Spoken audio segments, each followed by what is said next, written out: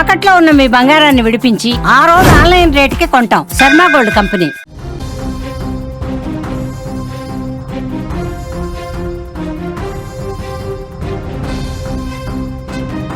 MLA Vemireddy Prashant రెడ్డికి బెదిరింపు లేఖ వచ్చినట్లుగా తెలుస్తోంది. ఇంటికే లేఖను అజ్ఞాత వ్యక్తి వచ్చి ఇచ్చినట్లుగా తెలుస్తోంది. 2 కోట్లు ఇవ్వాలని కూడా డిమాండ్ చేశారు, లేకపోతే చంపేస్తామంటూ కూడా హెచ్చరిక జారీ చేశారు. బెదిరింపులపై పోలీసులకు ఫిర్యాదు చేయడం జరిగింది. రహస్యంగా పోలీసులు విచారిస్తున్నారు. పోలీసుల అదుపులో 2 అనుమానితులు ఉన్నట్లుగా కూడా తెలుస్తోంది.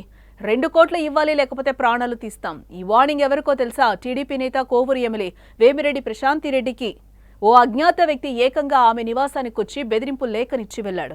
దాన్ని తెరిచి చూడగా 2 కోట్లు ఇవ్వకపోతే చంపేస్తామంటూ కూడా బెదిరింపు కనిపించింది అందులో. దీంతో వెంటనే పోలీసులకు ఫిర్యాదు చేయగా దీనిపై రహస్య విచారణ చేపట్టారు అధికారులు. అజ్ఞాత వ్యక్తి కోసం గాలిస్తున్నట్లు కూడా మనకి సమాచారం అందుతోంది. లేఖ ఇచ్చిన వ్యక్తి ముఖానికి మాస్క్ పెట్టుకొని రావడంతో సీసీ కెమెరా ఆధారంగా అయితే గాలిస్తున్నారు. బ్లాక్ మెయిలర్ ఎక్కడి నుంచి ఎమ్మెల్యే నివాసానికి వచ్చాడు, ఈ లేఖ అందజేసిన అనంతరం అతడు ఎటువైపు వెళ్లాడు అనే అంశాలను తెలుసుకునే ప్రయత్నం అయితే చేస్తున్నారు. ప్రస్తుతం పోలీసుల అదుపులో 2 అనుమానితులు ఉన్నట్లు కూడా వార్తలు అయితే వస్తున్నా. వారిలో ఒకరు అల్లూరు మండలం ఇసుకపాలెంకు చెందిన వ్యక్తిగా తెలుస్తోంది. అతడితో పాటు వేమిరెడ్డి నివాసం వద్ద అనుమానాస్పదంగా తిరుగుతున్న మరొక వ్యక్తిని పోలీసులు అదుపులోకి తీసుకున్నట్లుగా సమాచారం. అతన్ని ప్రశ్నించగా పొంతనలేని సమాధానం చెప్తున్నాడు.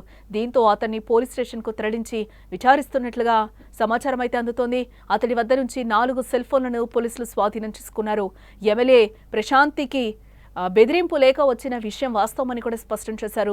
అందుకు సంబంధించిన వివరాలు త్వరలోనే వెల్లడిస్తామని కూడా ఎస్పీ కృష్ణకాంత్ చెప్తున్నారు. ఈ ఘటన బయటకు వచ్చాక తీవ్ర చర్చనీయాంశమైందని కూడా చెప్పుకోవచ్చు. కోవూరు ఎమ్మెల్యే వేమిరెడ్డి ప్రశాంత్ రెడ్డికి ఓ బెదిరింపు లేఖ రావడం ఇప్పుడు కలకలం రేపుతోందని చెప్పుకోవచ్చు. ఈ నెల 17న ఓ వ్యక్తి ముఖానికి మాస్క్ ధరించి నెల్లూరులోని ఎంపీ వేమిరెడ్డి ప్రభాకర్ రెడ్డి నివాసానికి ఇచ్చినట్లుగా కూడా మనకి తెలుస్తోంది. అక్కడ భద్రతా సిబ్బందికి ఒక లేఖ ఇచ్చి వెళ్లిపోయాడు.